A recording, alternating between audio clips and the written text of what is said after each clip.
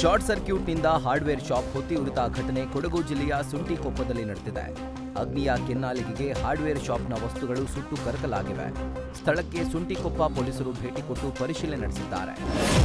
ಬೆಳಗಾವಿ ಜಿಲ್ಲೆಯ ಚಿಕ್ಕೋಡಿ ತಾಲೂಕಿನ ತೋರಣಹಳ್ಳಿ ಸರ್ಕಾರಿ ಪ್ರೌಢಶಾಲೆ ಶಿಕ್ಷಕ ಕರ್ತವ್ಯಕ್ಕೆ ಚಕ್ಕರ್ ಹೊಡೆದು ಖಾಸಗಿ ಕಾರ್ಯಕ್ರಮಕ್ಕೆ ಹಾಡು ಹೇಳಲು ಹಾಜರಾಗಿದ್ದಾರೆ.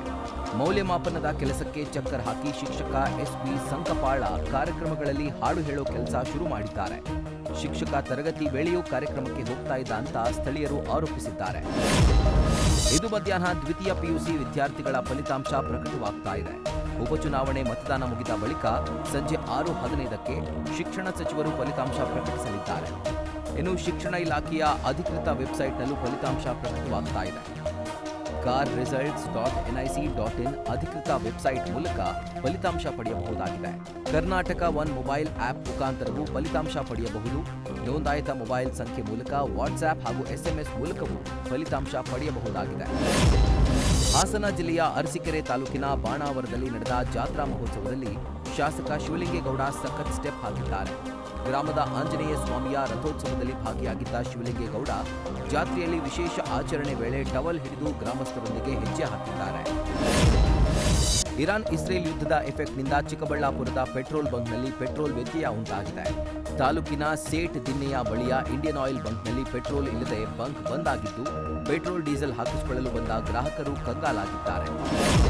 ಚಿತ್ರದುರ್ಗ ಜಿಲ್ಲೆಯ ಚಳ್ಳಕೆರೆ ತಾಲೂಕಿನ ಮಿರಸಾಬಿಹಳ್ಳಿಯ ರಾಣಿಕೆರೆ ಸೇರಿದಂತೆ ಕೋಟಿ ರೂಪಾಯಿ ಬೆಲೆ ಬಾಳುವ ಸರ್ಕಾರಿ ಕೆರೆಗಳನ್ನು ಅತಿಕ್ರಮಣ ಮಾಡಿಕೊಂಡು ತೆಂಗು, ಅಡಿಕೆ ತೋಟ ಸೇರಿದಂತೆ ತೋಟಗಳಲ್ಲೇ ಮನೆಗಳನ್ನು ನಿರ್ಮಿಸಿಕೊಂಡವರಿಗೆ ಟೆನ್ಷನ್ ಶುರುವಾಗಿದೆ. ಅಕ್ರಮ ಒತ್ತುವರಿ ಗುರುತಿಸುವಿಕೆಗೆ ಸರ್ಕಾರ ಮುಂದಾಗಿದ್ದು, ಸಾವಿರಾರು ವರ್ಷಗಳ ಇತಿಹಾಸ ಇರುವ ಕೆರೆ ಅತಿಕ್ರಮಣಕ್ಕೊಳಗಾಗಿ ತನ್ನ ಮೂಲ ಅಸ್ತಿತ್ವವನ್ನೇ ಕಳೆದುಕೊಂಡ ಕೆರೆಗಳಿಗೆ ಮತ್ತೆ ಜೀವಕಳೆ ಬರಲಿದೆ. ಧಾರವಾಡ ಜಿಲ್ಲೆಯ ನವಲಗುಂದ ತಾಲೂಕಿನ ತಿರ್ಲಾಪುರ ಗ್ರಾಮದಲ್ಲಿರುವ ಕಡಲೆ ಖರೀದಿ ಕೇಂದ್ರದಲ್ಲಿ ಚೀಲಗಳ ಸಮಸ್ಯೆ ತಲೆದೂರಿದೆ. ಚೀಲಗಳಿಲ್ಲದೆ ಸರತಿ ಸಾಲಲ್ಲಿ ಟ್ರ್ಯಾಕ್ಟರ್ಗಳು ನಿಂತಿವೆ. ಇದರಿಂದ ಕಡಲೆ ತಂದು ಮಾರಾಟ ಮಾಡಲಾಗದೆ ರೈತರು ಪರದಾಡ್ತಾ ಇದ್ದಾರೆ. ಚೀಲಗಳಿಲ್ಲದೆ ರೈತರನ್ನ ಕಾಯಲು ಹೇಳಿರುವ ಅಧಿಕಾರಿಗಳು ಕಡಲೆಗಳನ್ನ ಖರೀದಿ ಮಾಡಲು ಹಿಂದೇಟು ಹಾಕ್ತಿದ್ದಾರೆ. ಉತ್ತರ ಕರ್ನಾಟಕದ ಜೀವನಾಡಿ ಘಟಪ್ರಭಾ ನದಿ ಒಡಲು ಬರಿದಾಗಿದೆ. ಬೆಳಗಾವಿ, ಬಾಗಲಕೋಟೆ ಜಿಲ್ಲೆಯ ಸಾವಿರಾರು ಗ್ರಾಮಗಳಿಗೆ ಜಲಮೂಲವಾಗಿದ್ದ ಘಟಪ್ರಭಾ ನದಿಯಲ್ಲಿ ಬೇಸಿಗೆ ಆರಂಭದಲ್ಲೇ ನೀರು ಖಾಲಿಯಾಗಿದೆ.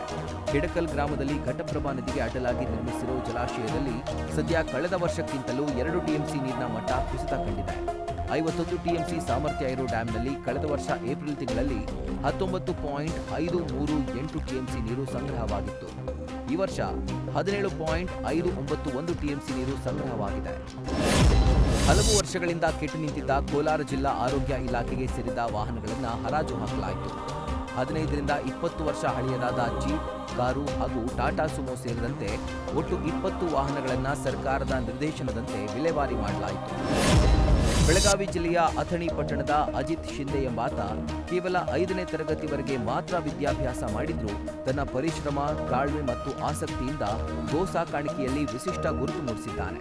ಅಜಿತ್ 4 ದೇಶಿ ಹಸುಗಳನ್ನು ಸಾಕಿ ವರ್ಷಕ್ಕೆ ಸುಮಾರು 10ರಿಂದ 15 ಲಕ್ಷಗಳವರೆಗೆ ಆದಾಯ ಗಳಿಸ್ತಾ ಇದ್ದಾರೆ. ಭೂಮಿ ಇಲ್ಲದೆ ಇದ್ರೂ ಸರಿಯಾದ ಯೋಜನೆ, ಹಸುಗಾವಲು ವ್ಯವಸ್ಥೆ, ಗೊಬ್ಬರ ಉಪಯೋಗ ಹಾಗೂ ಆಕರ್ಷಕ ತಳಿಗಳ ಸಾಕಣೆ, ಉತ್ತಮ ತಳಿ ನಿರ್ವಹಣೆ ಮೂಲಕ ಆರ್ಥಿಕವಾಗಿ ಯಶಸ್ಸು ಸಾಧಿಸಬಹುದೆಂಬುದಕ್ಕೆ ಅಜಿತ್ ಶಿಂದೆ ಉದಾಹರಣೆಯಾಗಿದ್ದಾನೆ.